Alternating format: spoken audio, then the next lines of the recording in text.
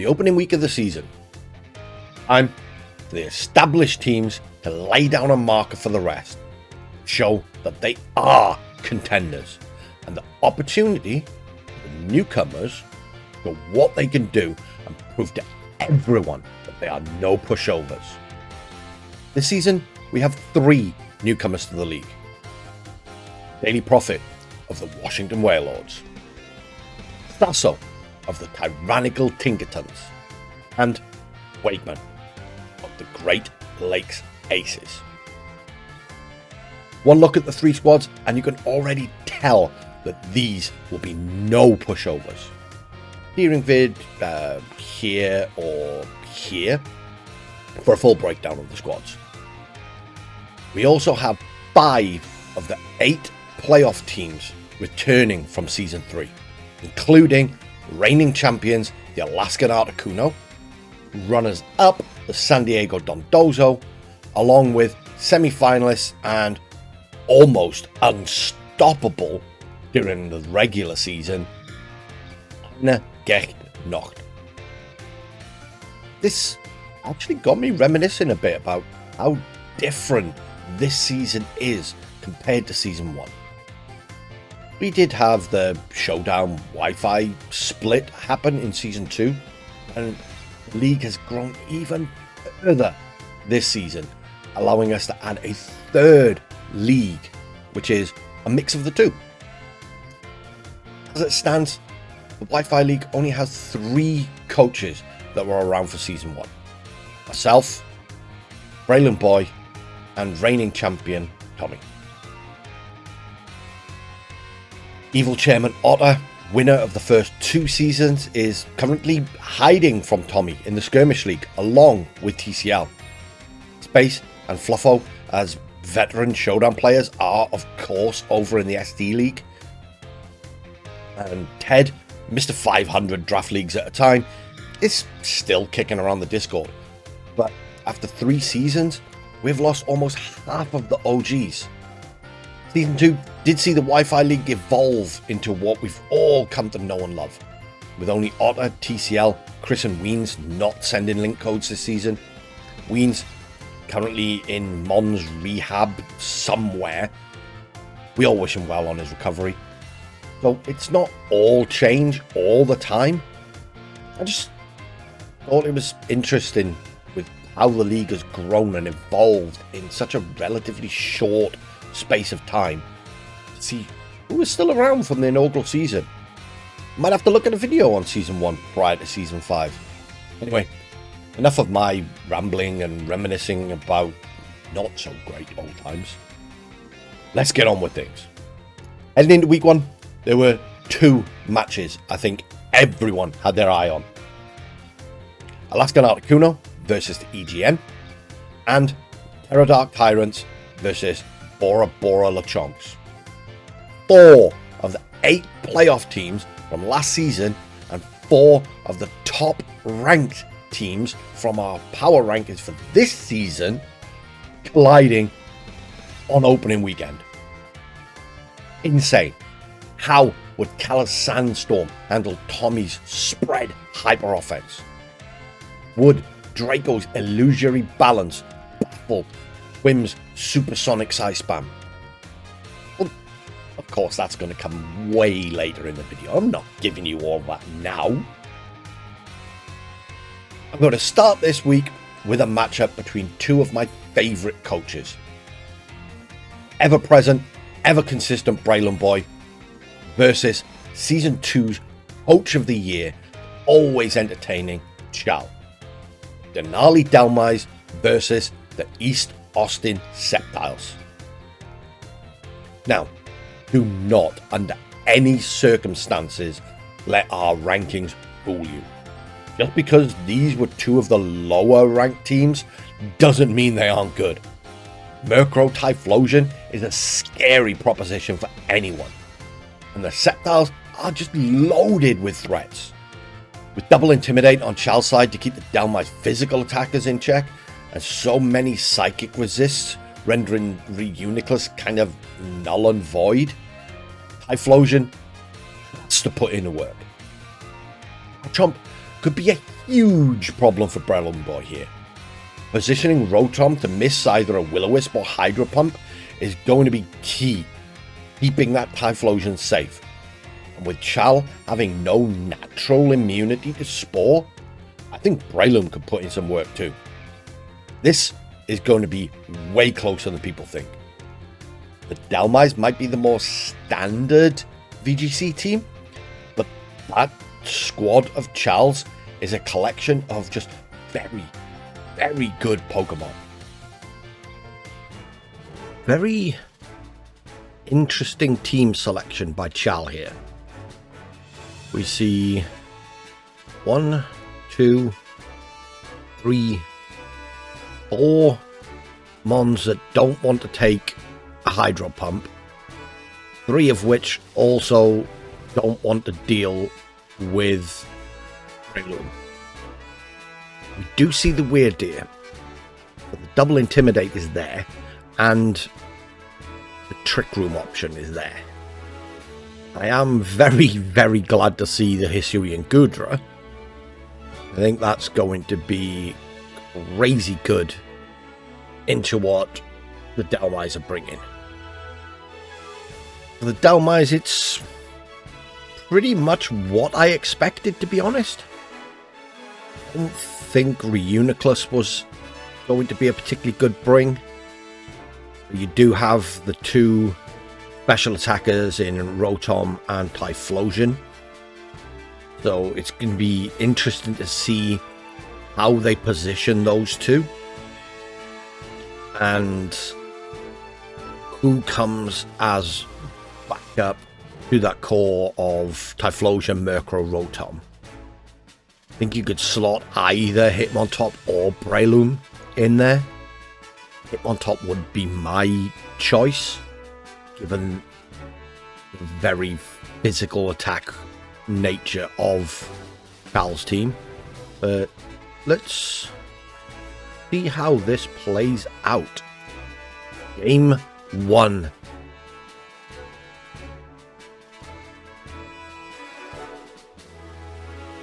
What are the leads? Flygon and Garchomp for Chal, and as you'd expect, Typhlosion, Murkrow for Breloom. Brisk on the Typhlosion. Completely missed what the items were. Is it going to be Tailwind or is it going to be Sunny Day from Murkrow? Protect on the Garchomp. First Impression. Not enough damage. And there goes the Tailwind. No hit on the Typhlosion, so this Eruption probably not going to do as much as you'd expect. Yeah. Resisted hit. Without the Sunny Day, it's not going to do a great deal.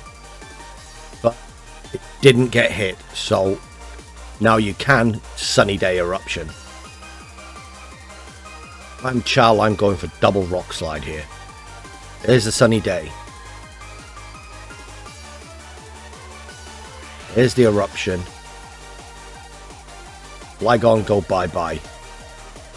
Garchomp doesn't take a great deal. That's a very bulky Garchomp set. Brick Break. Yeah, that's just not it. Not Stab. It's not a particularly powerful move. Rock Slide would have been a much better pick there, I think. It is a bulky Murkrow set. It is likely Eviolite. Here comes the Weird Deer. Is it going to go Trick Room, though, is the question. Here comes a Terra. Into the Typhlosion. Ooh, Stellar Terra. Interesting choice. Another Protect from the Garchomp. Haunt from the Murkrow. Unless this is Mental Herb, there is no Trick Room. There's the Eruption. Terra boosted in the sun.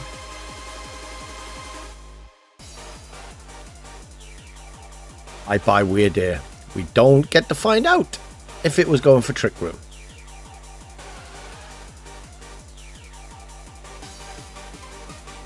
Finally, we have the Goodra.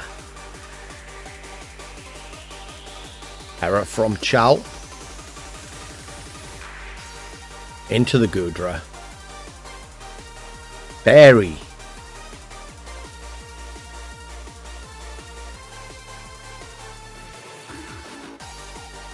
Helping Hand from the Garchomp. It's a full support Garchomp set. Lived another Eruption, which is great, but yep, that foul play is going to pick it off. Rough Skin, Rocky Helmet. Garchomp dies, takes the Murkrow with it. This is now a single target Eruption into the Goodra. Why did you go Helping Hand Shelter? Oh, Chal.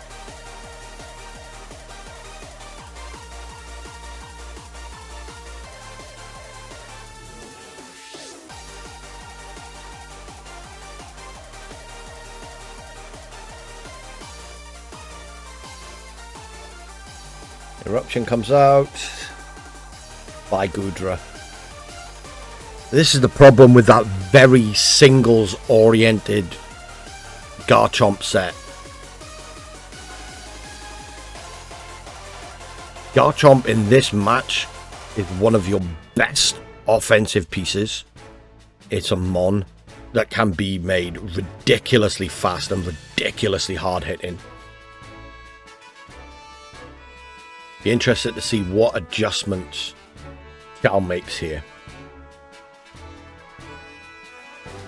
I'd also have liked to have seen a true defensive Terra on the Goodra as well. The Stellar Terra was a great call by BreloomBoi as well. Flygon and Skeledirge this time. Facing down against Murkrow and Breloom. Both switching up the leads here.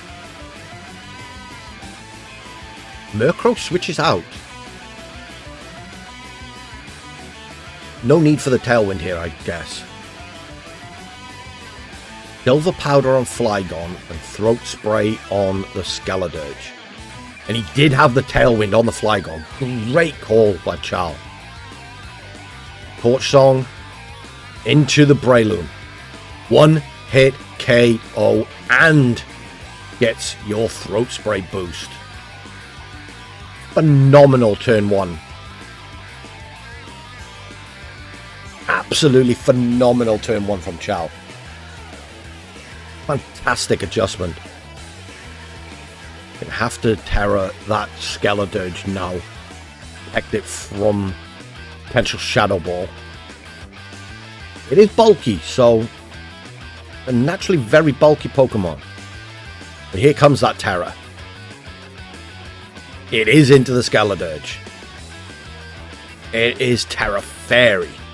Not a true defensive Terra, but is going to make that Shadow Ball neutral. And we see a Terra from Breloom. Interesting that the turn order here shows that Skeledirge outspeeds that Typhlosion thanks to the Tailwind. But with that Tailwind, Typhlosion is now going to be faster. Shadow Ball comes out.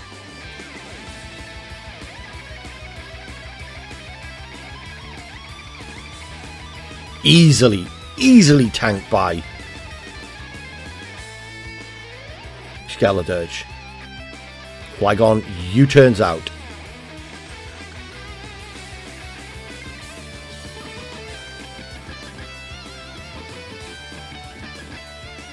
And here comes the Garchomp. The Earth Power.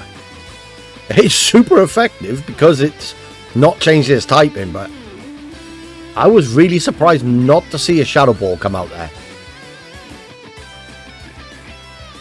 Skeledirge running wild here.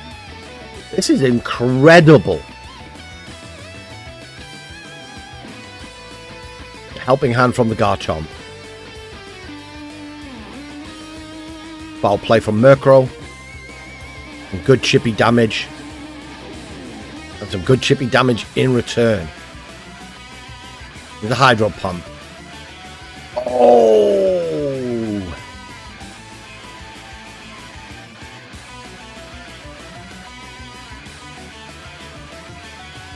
Unfortunate.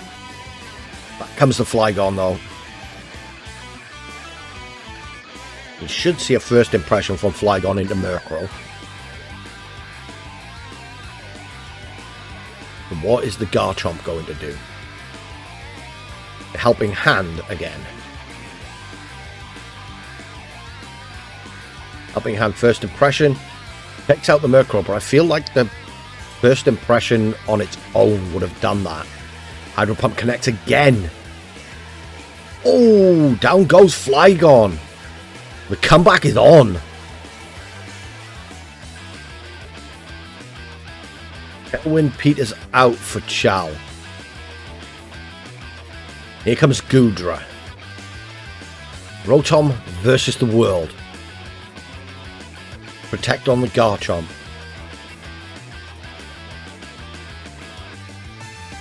Hydro Pump into the Protect. Shelter from the Goodra, getting itself set up. The Dhelmise Tailwind peters out. Garchomp should now be the fastest thing on the field. Here's a helping hand from the Garchomp. Hydro Pump comes out. Nothing. Body Press. Ooh, doesn't quite get the KO. I think a Dragon Claw plus Body Press double up might have been enough there. I think Protect on the Garchomp, yeah. And another Body Press from Goodra, and this is over. Oh, Hydro Pump went into the Protect.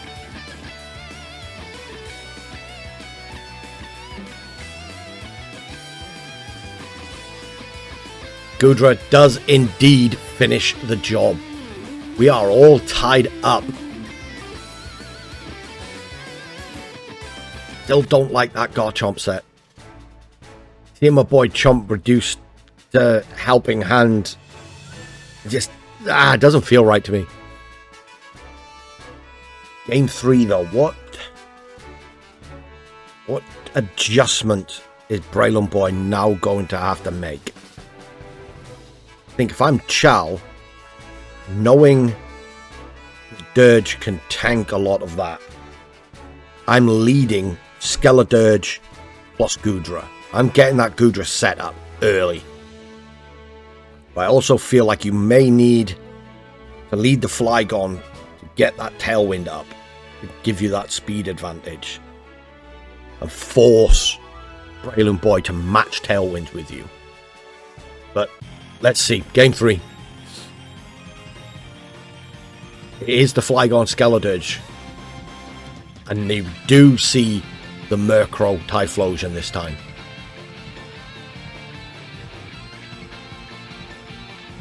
There's a Terra from Chow.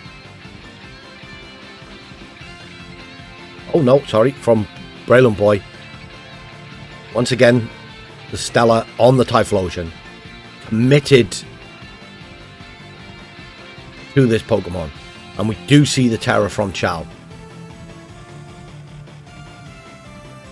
Into the Skeledirge. No! Remove the fire resist. Here's the first impression. Crit first impression. Some good damage down, but it isn't enough. Here comes the Eruption.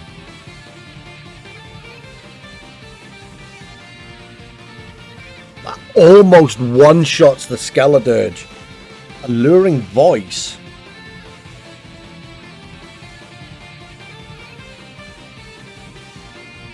Don't understand that play. I'd have gone Earth Power straight into the Typhlosion.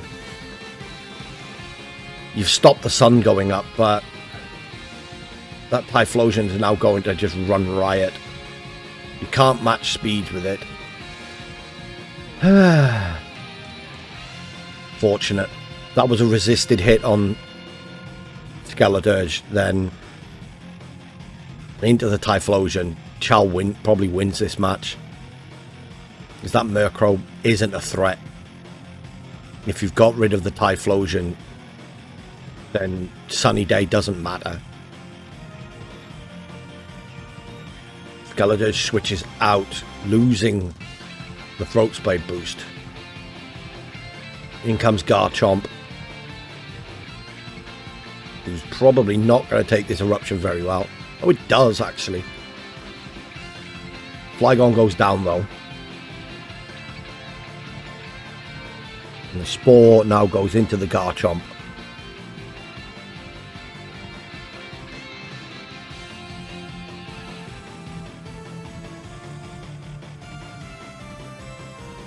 Here comes the Goodra. Garchomp stays asleep. Here comes the Eruption. Decent damage on the Goodra, actually. 4. Puts that boy to sleep too.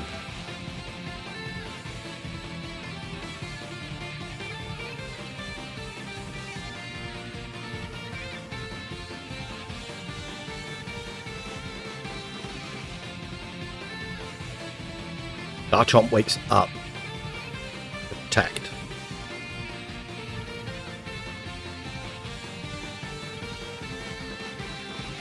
Keeps itself safe from the eruption. Really should have gone on the offense there. There's a brick break. Goodra goes down.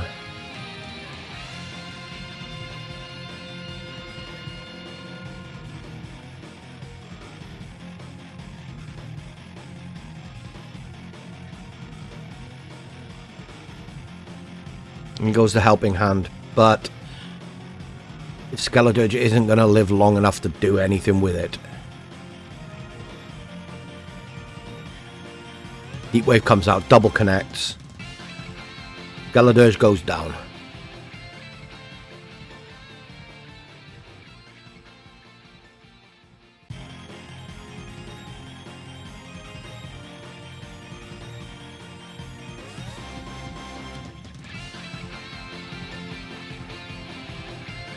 Bullet Seed. Yeah. One hit. Bye-bye Garchomp. Really, really well played by both coaches. That game 2 from Chal was incredible. But the adjustment from BreloomBoi in game 3, really, really well played. Next up, we have the battle between two very experienced newcomers, Saso and Wake. Tyrannical Tinkatons versus the Great Lakes Aces. Swine versus Basculon Rain. I'm really looking forward to this one. Not only do we have both sides of the battle for replay, but this is two incredibly good players with two very good teams duking it out. How will the Tinkatons handle our Chaludon? Mamoswine is sort of the obvious answer, but will it be strong enough to take it down before it gets boosted out of control? How will the Aces deal with that Mamoswine? With Farigiraf potentially setting Trick Room and blocking priority, it could be devastating for a lot of their squad outside of Basculegion. This is going to be a very fun and interesting matchup. Wake's team is pretty much as I would expect, to be honest. You got that Rain Core of Chaludon, Basculegion Pelipper, Little Clef, keep them both safe, Weavile to deal with the annoying grass types. Not entirely sure about the Rotom. It's probably a very specific matchup he has in mind for the Rotom. It does get guaranteed thunder in the rain, which is going to hurt. On the Tinkaton side, yeah, pretty much the Trick Room core I had in mind looking at the two squads. Arachnid's gonna dish out some damage in the rain. Good into that Rotom. Spirit is essentially gonna guarantee you Trick Room with that Sash Follow Me. And contrary, Lurantis is risky good into that core of Arch, Aladon, Basculegion. Interested to see what the set is on the Tinkaton. I'm pretty excited for the Tinkaton, I have to say. Let's go, game 1.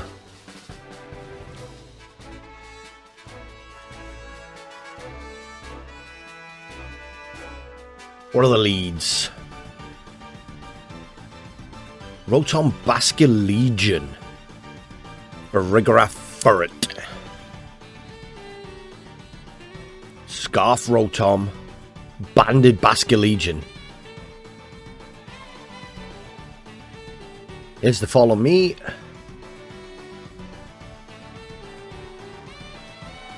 Volt Switch from the Rotom. Breaking that Sash.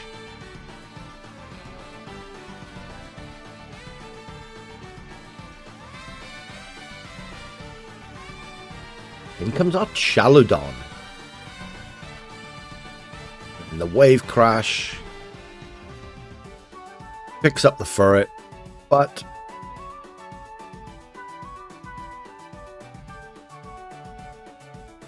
there's the Trick Room.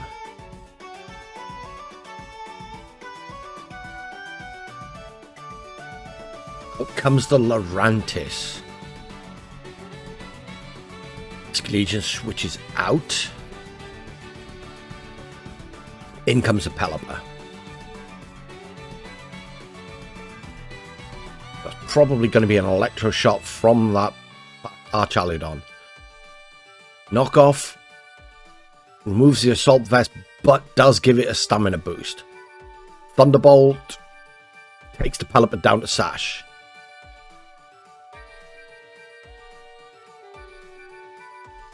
Yep, there's the Electro Shot. Where is it going? Into the Farigiraf. Should take this pretty well. Oh, no it doesn't. That is more offensive Farigiraf than I would have thought. Superpower from the Lurantis.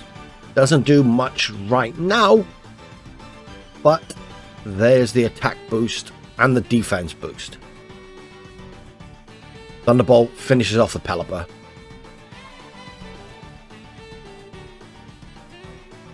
The rain is up. Dragon Pulse ends the Farigiraf. Oh no. Now you've got a +2 defense. Chaludon facing down 2 physical attackers. This is going to be very difficult for Saso. Here comes the Terra. Into the Arachnid. Terra Ground. Well, that's now immune to those Electro Shots. Leech Life. A massive chunk of damage to that Rotom. And a far more effective superpower from Lurantis here. Oh, stamina boosts though. Dragon Pulse, not enough. And a Leaf Storm. Oh, it lives on 1.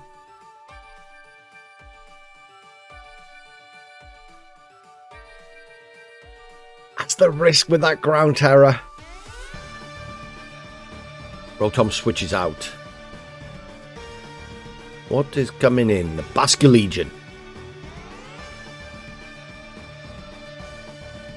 And Terra from Wake. Going to go into that Archaludon. Terra Fairy. Now going to resist those superpowers.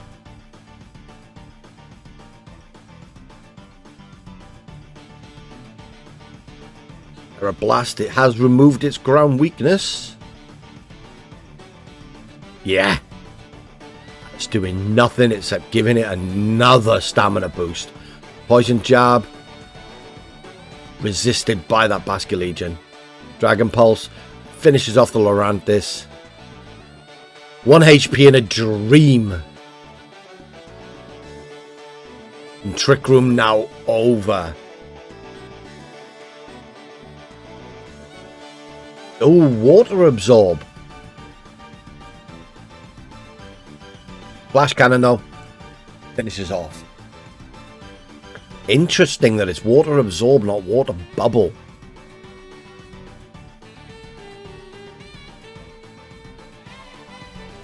Basculegion was a terror. Adjustment for game 2. I think if I'm Wake, I'm just playing it pretty much as it was. Even though the Pelipper went down pretty quickly, it did its job. It set the rain. I don't think he was too bothered about Trick Room going up. For Saso, though, just kind of showed the problem with trying to deal with Archaludon using physical attackers. So I'd probably bring Hydreigon. I might even switch it up almost entirely. Go with Farigiraf, Tinkatons lead with Hydreigon plus either Lorantis or Araquanid in the back. Probably Araquanid, because this didn't really do a great deal. And once, but then it has the Poison Jab on it for the Terra Fairy on Arch. So once you've got off a superpower, or no, that's a tough call. That's a tough call. Yeah, I would probably be changing up almost everything. You need the special attacker, and they weren't even trying to stop Trick Room going up, so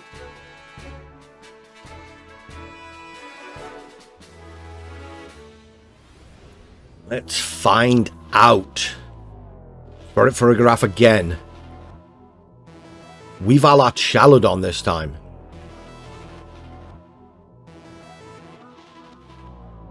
Overt Cloak Weavile. And yeah, we know it was Assault Vest Archaludon. Follow me from the Furret. Beat up, redirected into the Furret, but it's breaking the sash, so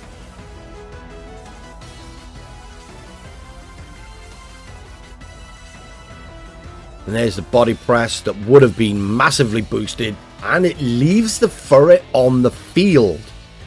That could be crucial here. You're going to have to switch the Furret to bring in one of your attackers rather than getting the free switch.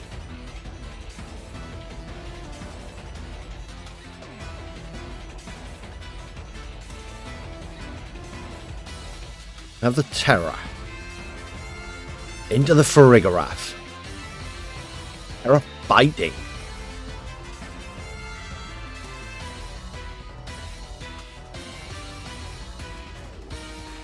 Follow me from the Furret. Terra Blast. Does go into the Weavile. Weavile down.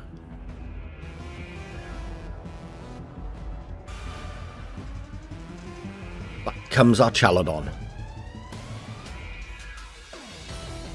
Terra from the Aces.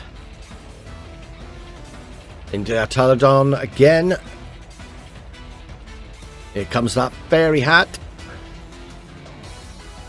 I'm going to resist that Terra Blast. Follow Me comes out.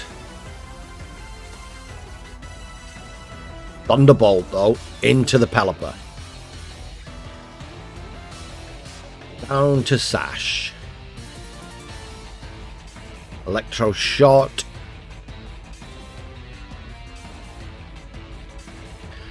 Going to pick up that Furret.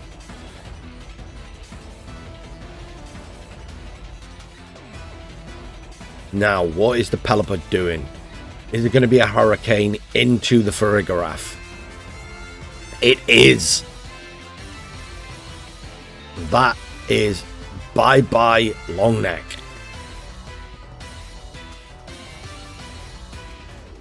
This team is looking scary.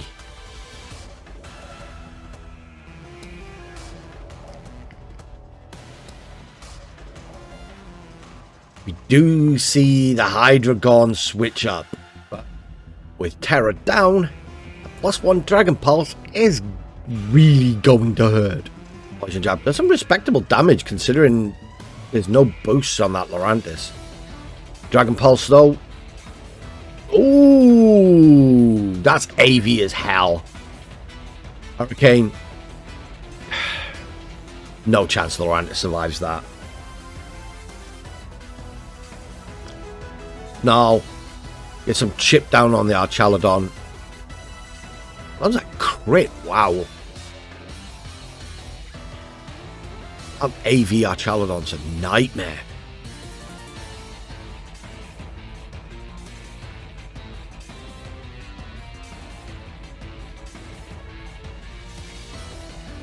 Aquajet finishes the job.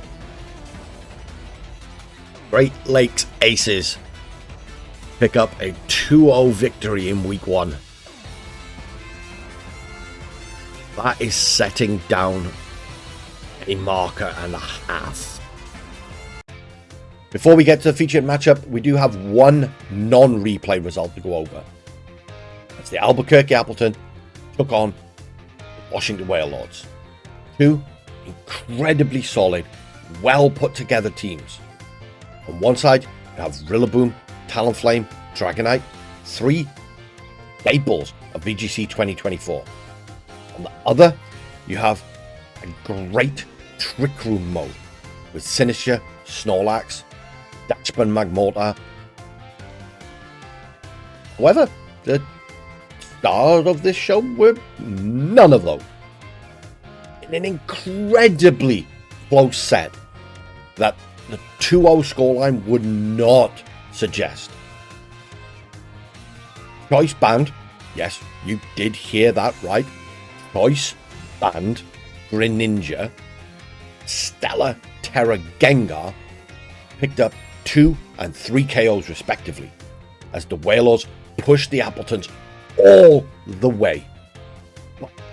Life Orb Meowscarada came in clutch with 3 KOs to seal game 1, and AV Empoleon with Brine and Terra Fire Terra Blast grabbed all 4 KOs in game 2 to give the Appletun the win. This next match is going to be incredibly hard for me to call. It's 2 of my favorite people in this league throwdown. Quimbley and Bora Bora Lechonks, formerly the Grumpy Pigs, formerly about 700 other things, face off against Draco and those Terra Dark Tyrants. 2 absolute powerhouse squads with 2 incredible coaches in what was, to be honest, my pick of this week's fixtures. Looking at the matchup, I would give an ever so slight edge to Draco on paper. With the 2 steel types resisting a lot of what Twim has, and that Corviknight could be a real problem offensively and defensively. Twim's answer to that in Delphox and Sneasler are not going to be easy to stop though. Both coaches will be probing for openings in what is sure to be a heavyweight showdown. Pretty much kind of as I expected from both sides, to be honest with you. I think Swampert can be really good in this matchup. I'm really interested to see what the Corviknight set is for Draco and what the Ribombee set is from Tiago. This should be a very, very fun battle.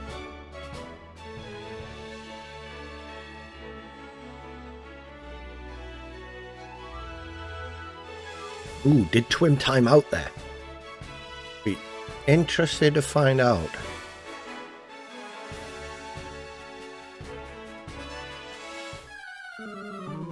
Here we go, what are the leads? Sabrina and Chapelle. So Ribombee, Delphox, Spiritomb, Kingambit. Which one is the Zoroark? Immediate terror from Twimbley. Into the Delphox. Right up, Terrafire.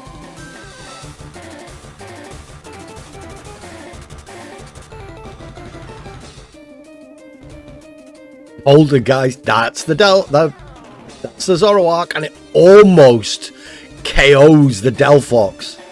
Sunny Day from Ribombee. Here comes the Heat Wave. Oh my good lord. That is some damage. We know from the Poltergeist that was Choice Specs. Choice Specs Heat Wave in the sun from the Delphox. Wow.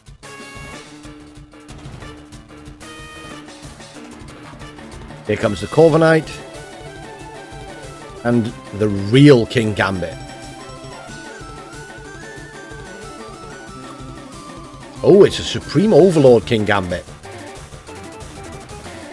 Bombay switches out. Who's coming in? Lord. That will be the Indeedee. Yep, Sucker Punch now fails. And the Heat Wave. Yeah. I was just about to say, either of these Mons going to survive it, but no chance. That's insane. Ridiculously fast game one. That is the power of Twimbley's squad. It is so fast and so impressive offensively. I'm not sure really you learn anything if you're Draco there, other than with the Terrafire up, Poltergeist isn't a one-shot on Delphox, so you maybe need to switch something around. Maybe bring the Swampert or the Arcanine. I'm not entirely sure what Tiago would change there, because you know Draco's going to adjust. So what do you do to counter any potential adjustments? Let's find out. Game 2. Exact same lead. And the exact same lead potentially again.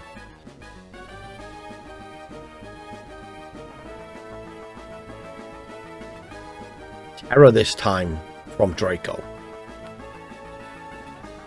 Into the Kingambit that's probably a Zoroark.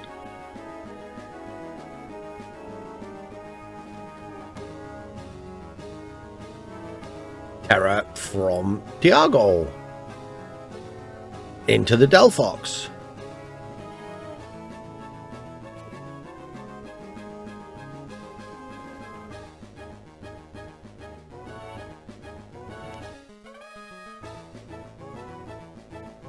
This should KO based on the damage from game 1. Yes! Game 1's menace is gone.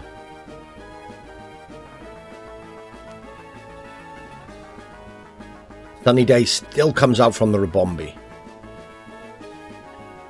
There's the Trick Room.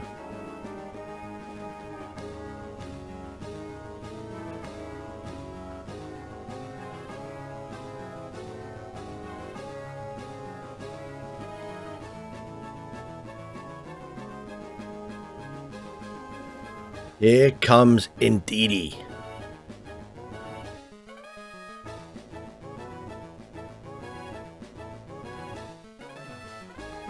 Out goes one King Gambit and in comes another.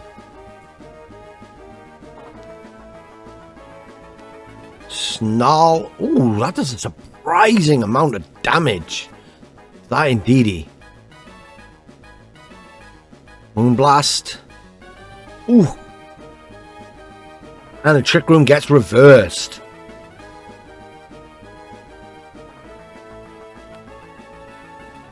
Goes Indeedee. In comes Charlie, the Sneasler.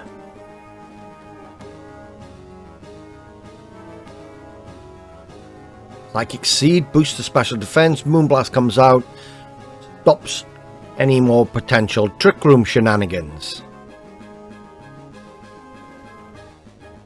Ironhead takes out the Rebombi.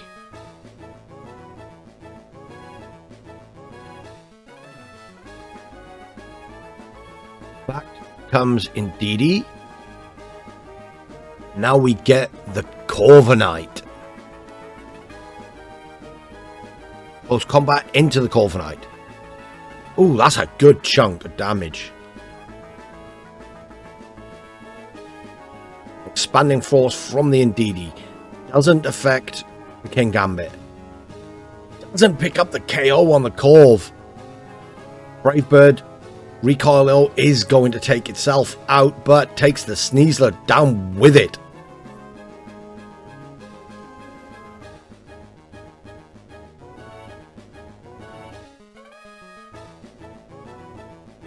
Kowtow Cleave will pick up game 2 for the Tyrants.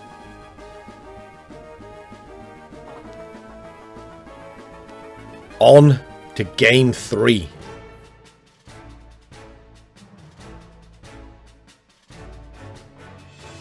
How does Twim just? It's a Specs Delphox, so you can't protect and try and take out the Zoroark before it can KO Delphox with Poltergeist. That Poltergeist play does require terror. But then, of course, Draco could always not bring the Zoroark. Mind games. The mind games are real. Here we go. Game 3. Sabrina and B. Oh, we've got the Primarina this time. And the Arcanine. With the Corviknight. Which one is the Zoroark? Immediate terror again from Twimbley. Into the Primarina. Terror Ground. Haha. Great prep, knowing the potential wild charge on Arcanine. There's the Poltergeist. Tailwind comes out from Rebombi. Hyper Voice. Does respectable damage to both. I'm surprised that the Arcanine took that so well. There's the wild charge. There's now no item on Primarina, so you can't Poltergeist it. Zoroark switches. In comes King Gambit. It is a protect, so it's not an Assault Vest Arcanine. It's just stupidly bulky. Moonblast into the King Gambit. Another Hyper Voice. King Gambit takes both of those really well. Ribombee switches out. Into Billy. Oh. That's a risky one.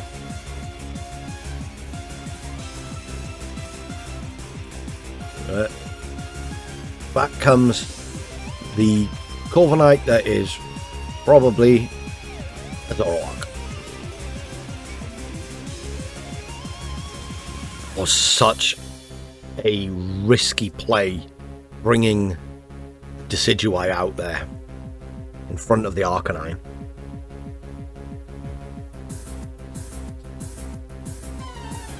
Arcanine switches back in though, getting the Intimidate down on that Decidueye. Error coming out from Draco into the Zoroark. Stellar Hat goes on.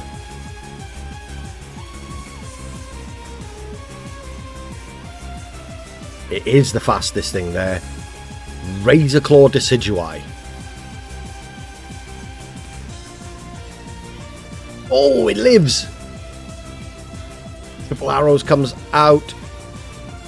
He's forgotten Scrappy. Oh no. Terra Blast finishes off the Arcanine. Oh, didn't have Scrappy on his Decidueye. That's a dead Zoroark if he does. That's so unfortunate.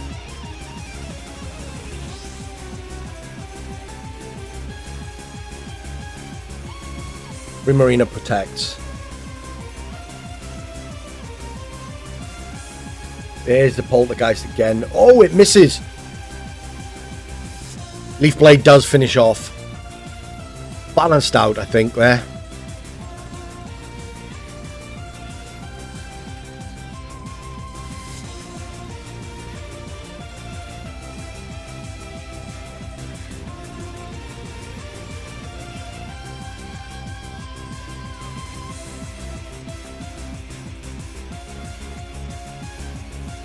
I think that Poltergeist miss kind of balances out the Scrappy error.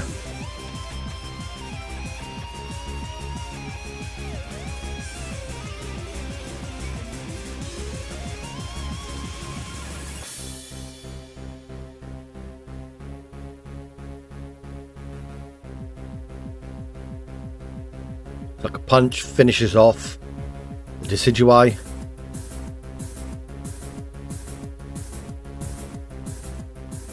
Brave Bird picks up the Primarina.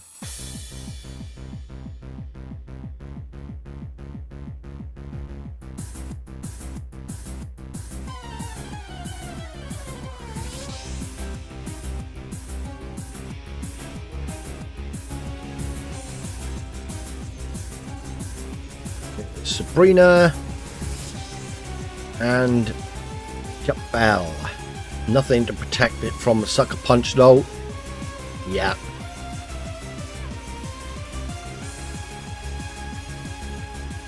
That Supreme Overlord boost, it was always going to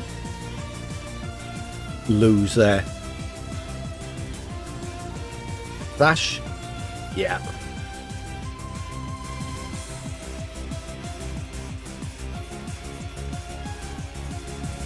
Draco picks up game number 3 to take week 1 versus one of my preseason favorites. But this was always going to be an incredibly hard matchup for Tiago. Game 1 though was just a really impressive display of what the Lechonks squad can do. Really impressive adjustment, team building, and all-around play by Draco, though, to make sure to drive home the advantage that his squad had in this matchup. Phenomenal match from both players. Absolutely phenomenal match. In what I had to call Game of the Week, though, we have a rematch from last season's semi-finals. The Alaskan Articuno take on Eine Gech Nacht.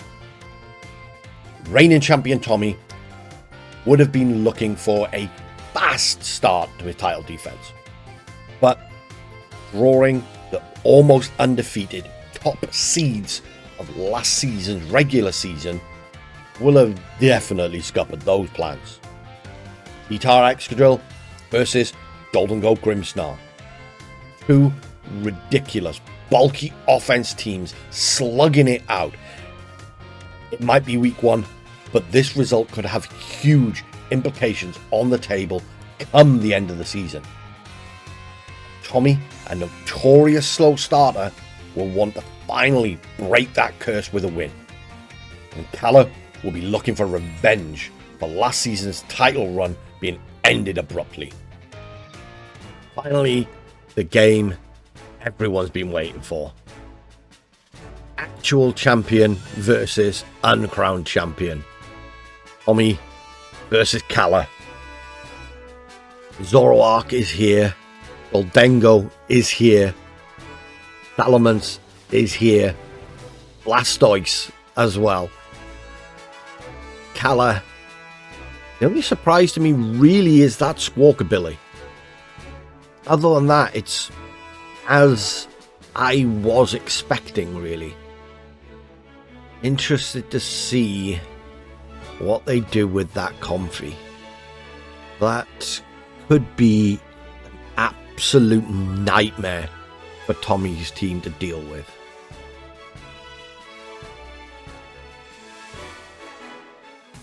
What are the leads?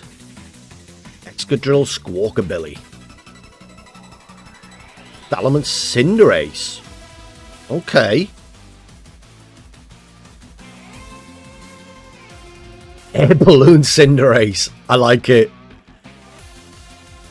Clear Amulet, Excadrill. Immediate Terror from Tommy. Into the Salamence. Obviously not expecting... Well, it wouldn't be any kind of ground move with an Air Balloon and a Flying type on the field.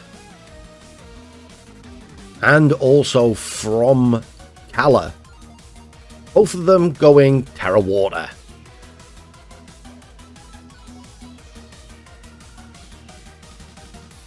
Parting Shot. I did not know Squawkabilly got that move.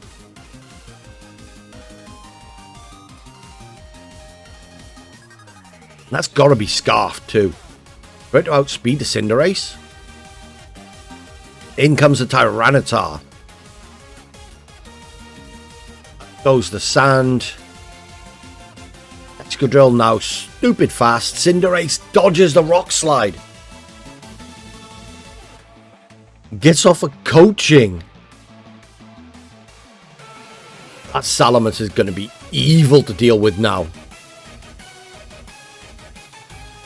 Here comes the Earthquake. Oh, T-Tar switching in on that Earthquake. Bulky though, and lucky that the Rock Slide missed. Otherwise, that destroys that Cinderace. Iron Head from Excadrill into that Cinderace. Air Balloon pops. And gets the flinch. Earthquake comes out, kills his own Cinderace. But that's a lot of damage on the opposite side. Knock off. Ooh. Removes the AV. What a ton of damage.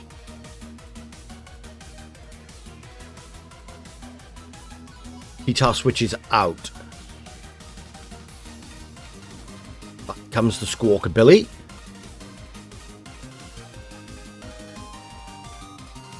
an Intimidate down on that Salamence. Bringing it back to neutral attack. Clear Amulet, though, prevents the Scary Face drop.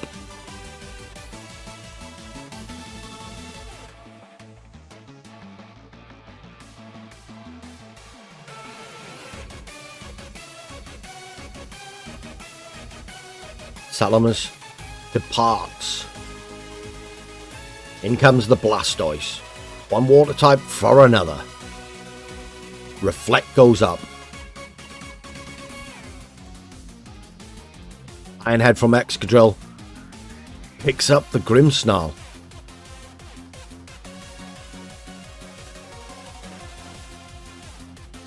Brave Bird. Blastoise eats that Brave Bird really well.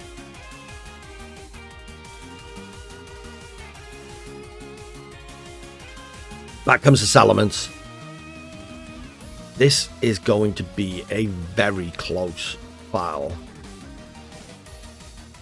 Breakout from Blastoise should pick up the Excadrill. Here we go. See, yes, it does.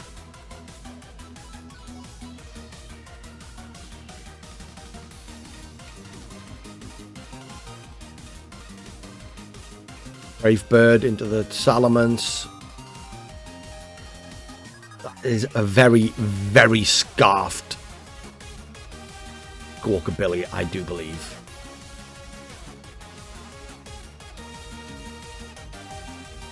Sandstorm subsides, but yeah,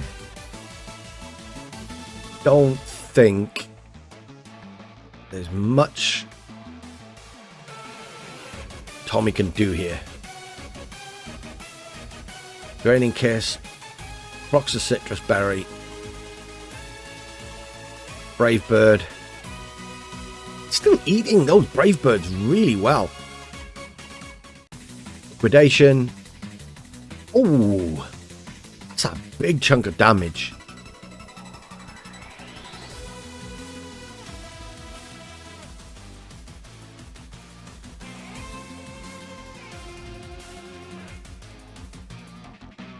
And Blastoise do this.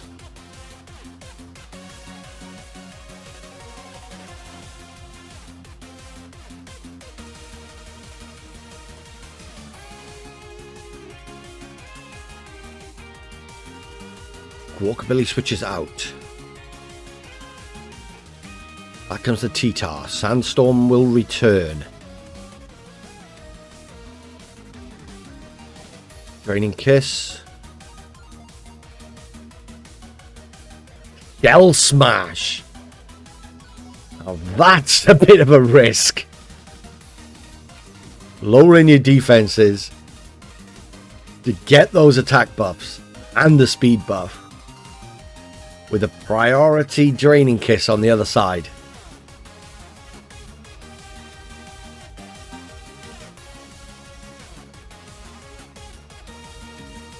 Yeah. That was a gamble.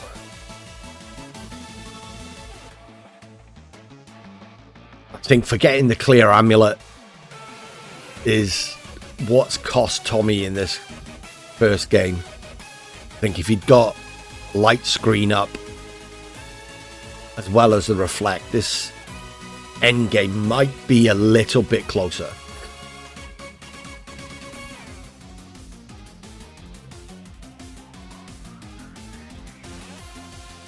Draining Kiss picks up the Blastoise. Game 1 goes to Kala.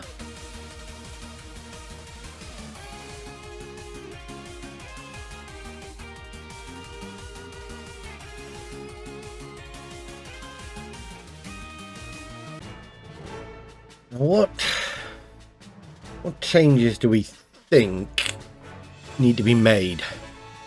I think for Tommy, the only real issue he had was trying to Scary Face the Excadrill.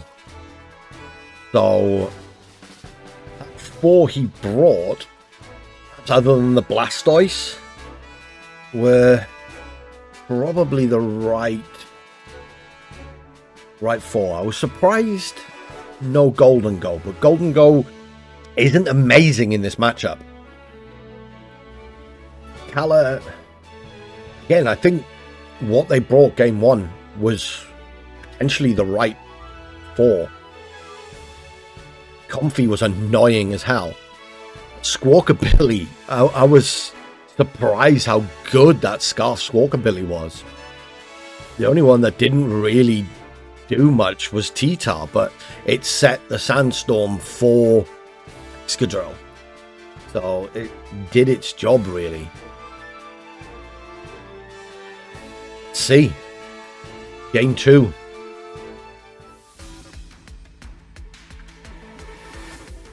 Oh, you see the Volcarona adjustment. Salamence Blastoise. Tommy.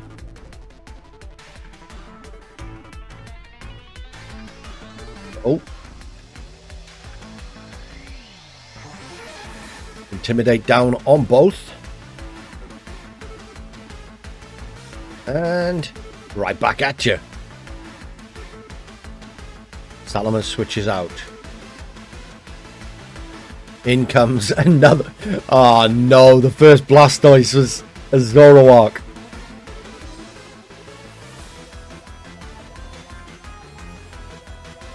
Error on the Squawkabilly. Error Ghost dodged the fake out.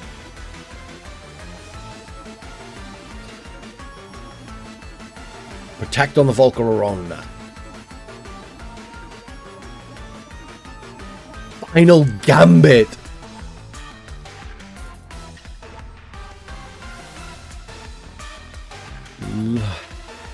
But it's a Sash Zoroark.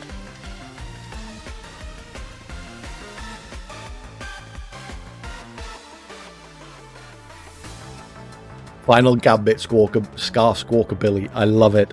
I absolutely love it. Taunt from the Zoroark. Goes into the Protect.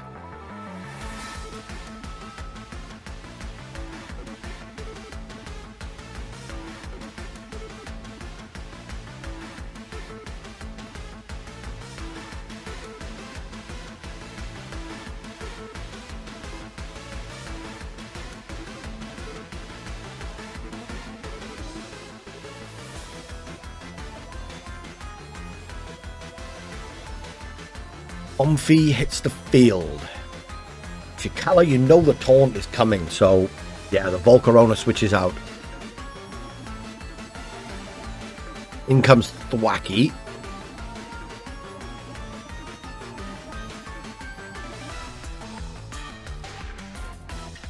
Terror from Tommy. Into the Blastoise. Ooh, Terra Dragon in front of a Comfy. I don't like that play. Fake out comes out though. And knock off. Doesn't do a lot, but it does knock off the Covert Cloak. On into the Blastoise. Preventing the Shell Smash.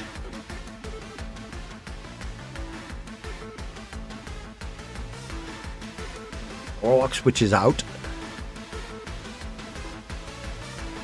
In comes the Salamence. 2 dragons in front of Priority Draining Kiss. That doesn't actually do a great deal to that Blastoise.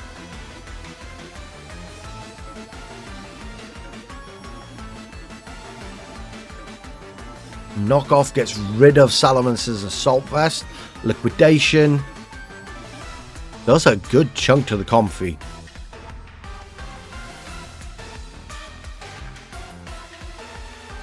Comfy protects. Your Wing Beat into the Protect. Knock off. Gets rid of the Citrus Berry. And the Liquidation also into the Protect. Makes sense. The Comfy's the bigger threat right now.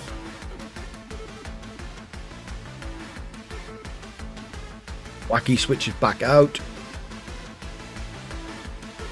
into the Volcarona. Ooh, that does a much bigger chunk to that Salamence. Now the assault vest is gone. Your wing beat. Not doing a huge amount, but yes. The liquidation picks it up. And now you have the Quiver Dance Volcarona on the field.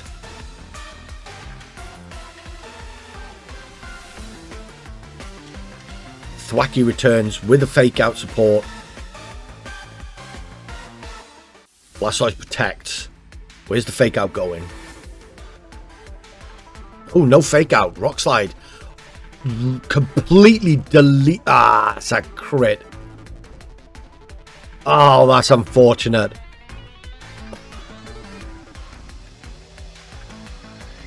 Woodhammer into the Blastoise to protect.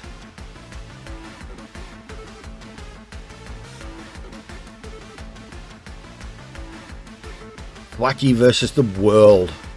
Now that Dragon Terror is not looking so bad.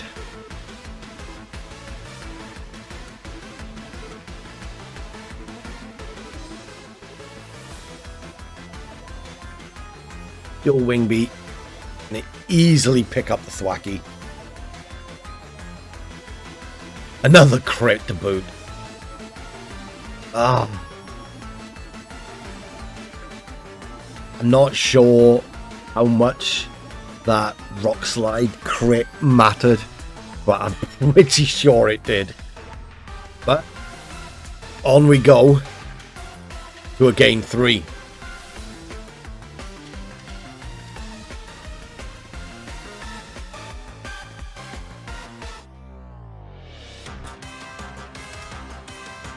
Back to the Excadrill.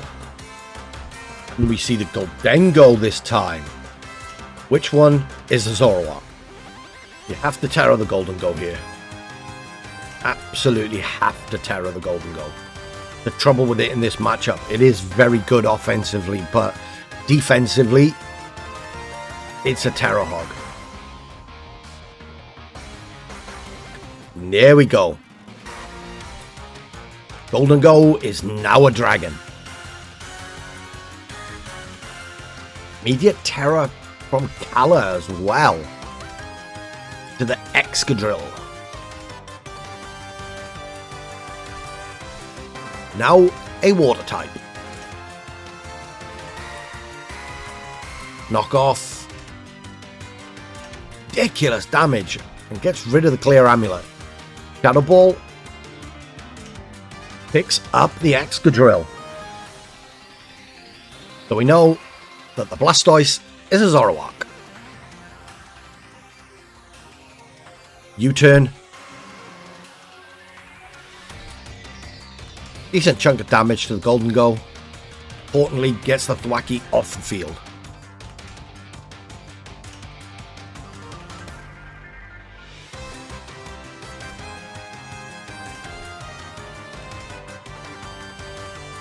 In comes the Squawkabilly.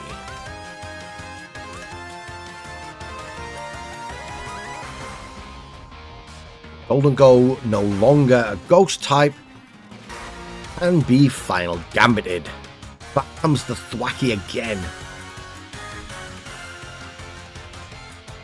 Goldengo says bye-bye. Into the real Blastoise. Grassy Glide. A great chunk of damage to the Zoroark. There's the final gambit. Into the Blastoise. Surprised it took the Blastoise out.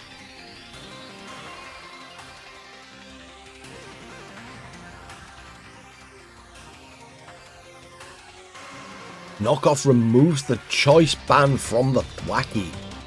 No wonder that Grassy Glide did so much damage. Petar hits the field.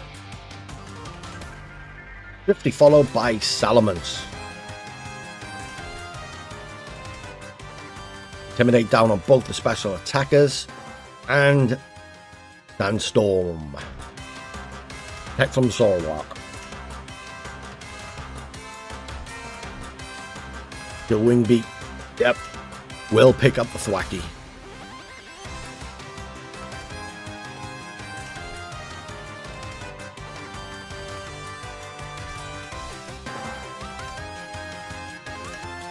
T-Tar. Rock sliding away. Where there's a rock slide, there is a way.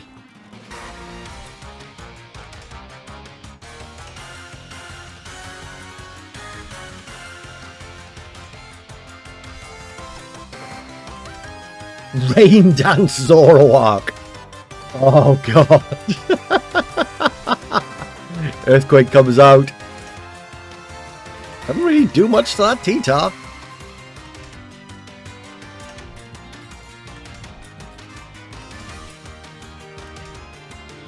Slide finishes off the Salamence. And now we have Golden Go versus T-Tar. 1v1. How much is this Make It Rain going to do?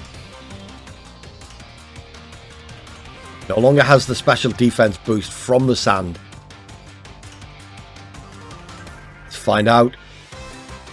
Oh, almost picks up the immediate KO. Knock off. Gets rid of the Choice Scarf.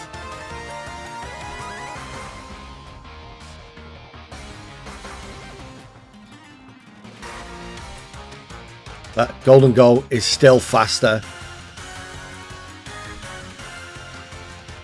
And the menace that is this Season 4 Articunos squad picks off one of the bigger threats in the league, week 1. Tommy has broken the curse. He will not be starting 0-4 this season. That was an amazing battle.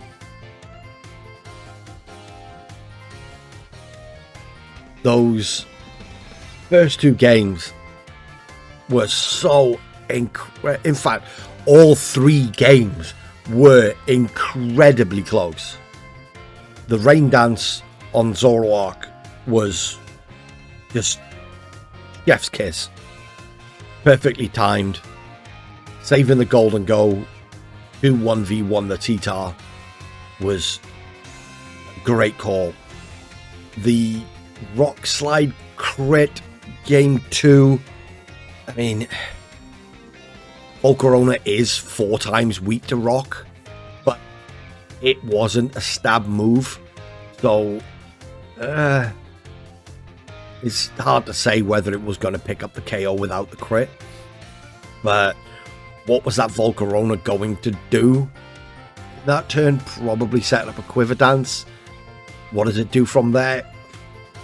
Don't know. Phenomenal 3-game set and an absolutely perfect way to end off this week's show. So subscribe so you don't miss any of the matches in Season 4, and comment down below, what was your favourite moment from this week? What was your favourite set that was brought this week? And I will see you all next time.